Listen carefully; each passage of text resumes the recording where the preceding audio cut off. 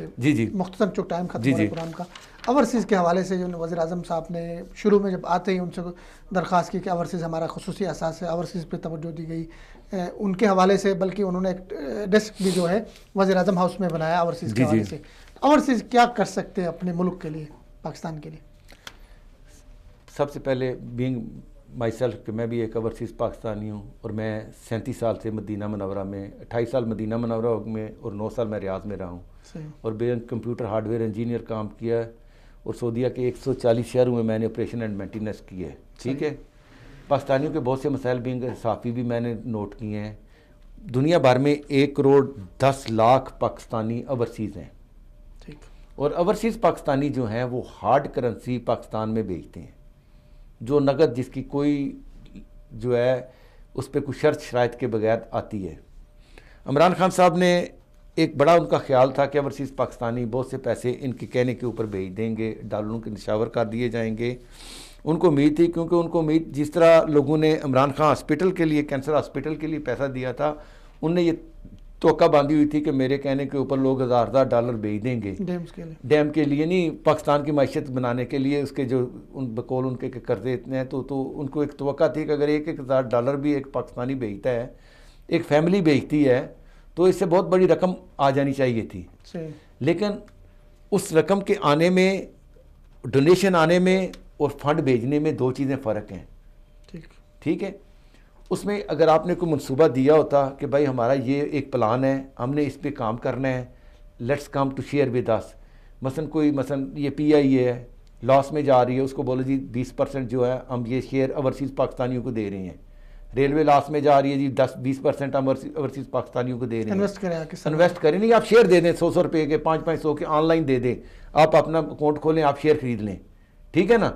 جو منسٹری ہیں آپ پاکستانیوں کو پیسہ انویسٹ کروائیں۔ اگر آپ بولیں گے پاکستان، ابھی میں بذات خود پاکستان میں جا کے ایک اپنے، میں بھی عمران خان کے اسی بات پہ بڑا خوش تھا کہ یار یہ کوئی اوورسیز پاکستانیوں کے لیے جو ہے بڑا اچھا کر رہا ہے۔ میں نے خود وہاں پاکستان جا کے، آپ کے خیال میں کیا کرنا چاہیے؟ کرنا پاکستان یہ دو چیزیں کرنی چاہیے۔ ایک تو اوورسیز پاکستانی بینک کا قیام ہونا چاہیے پاکستان میں۔ 1,10,00,000 آدمی، میری سجیشن ہے کہ وہ اوورسیز پاکستانی بینک کے اندر پیسہ بھیجے۔ ٹھیک ہے، وہ تقریباً 20 سے 22 ارب ڈالر بنتا ہے منیمم، جو لوگ بائی ہینڈ لے کے جاتے ہیں، گفٹ لے کے جاتے ہیں، وہ تقریباً یہ 30 سے 35 ارب ڈالر ہو جاتا ہے۔ اگر 20 ارب ڈالر اگر اوورسیز پاکستانی بینک کا قیام آ جائے، اوورسیز پاکستانیوں کا 50% شیئر بے شک گورنمنٹ لے لے، 50% اوورسیز پاکستانیوں کو دے دے۔ ٹھیک ہے، اس سے ایک تو پیسہ ڈائریکٹ آ جائے گا جو بھی کسی کی بچت ہوگی اس بینک کے تھرو، اور 20 ارب ڈالر سے آپ پاکستان کے اندر جو دل ایک سالانہ جو ہے نا اپنے پروجیکٹ شروع کر سکتے ہیں اوورسیز پاکستانیوں کے لیے، اوورسیز پاکستانیوں کی فیملیز کے لیے، ان کی بچوں کی ایجوکیشن آپ کو فری دے سکتے ہیں، ان کو آپ ہیلتھ انشورنس فری دے سکتے ہیں، ان کے لیے آپ ان کے جو مسائل ہیں ان کے لیے آپ سوشل جو ان کی پرابلمز ہیں، جس طرح پنجاب گورنمنٹ میں نواز شریف کے دور میں اوورسیز پاکستانی کمیشن بنا تھا پنجاب کے اندر، اب وہی جو پرائم منسٹر صاحب کہہ رہے ہیں کہ میں نے اپنے وہ پرائم منسٹر اس میں بھی اوورسیز کمیشن کا بنایا ہے، وہ بھی نواز شریف صاحب کے دور میں بنا ہوا تھا۔ ٹھیک ہے، اور یہی ہم یہ چاہتے ہیں کہ یہ اسی طرح بلتستان میں بنے، اوورسیز پاکستانی کمیشن کا آزاد کشمیر میں بنے، سندھ میں بنے، بلوچستان میں بنے، کہ ان کے مقامی مسائلوں کے حل کے ابھی بلوچستان، گلگت بلتستان کے اندر کوئی سنوائی نہیں ہے اوورسیز پاکستانیوں کی، وہاں پہ بھی ایک ڈیسک، ان